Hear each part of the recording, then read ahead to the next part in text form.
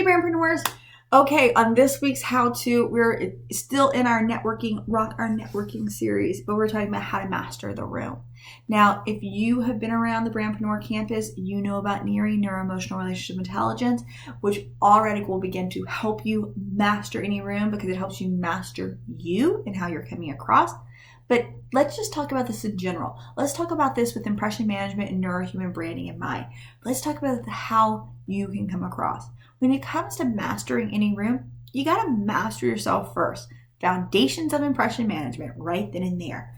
You have to know what you're about and you have to own it. You cannot be apologetic. Now, that's not about being a bitch or being pushy, but it's just about really being clear about what you're wanting, why you're wanting it, why you're great at it, all those kind of stuff. It's being clear on your whys. That alone is going to help clear up any nonverbal communication through your facial expressions, your body language, as well as your style. So, step 1 of mastering the room is done. You know what in the world you're doing. Step 2 in mastering the room is making connections, putting yourself out there. Here's the thing. Most people don't like to put themselves out there because it's part of our biology. We don't want to be rejected in some level. So, use biology to your advantage. If guys like to, biologically, they're hunters, right? So the guy mindset is they like to be solo and they like to be top dog. They want to be the number one hunter.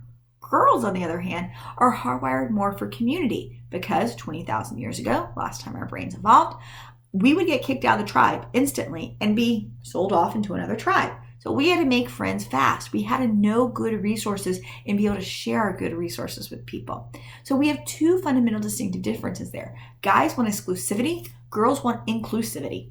So depending upon what you are, and depending upon who you're going towards, who you're going to talk to, a guy or a girl, you know how to approach them better. Guys, you want to talk about how, that they are the top dog, that they know the best. You want them to feel like they're alpha. So have them talk about themselves. Girls, on the other hand, because it's about community, that's more of a 2-way street conversation here. You want to be able to also share with them good resources that they may not know about because they'll love that and it'll make you look good too. That is one way to easily master the room.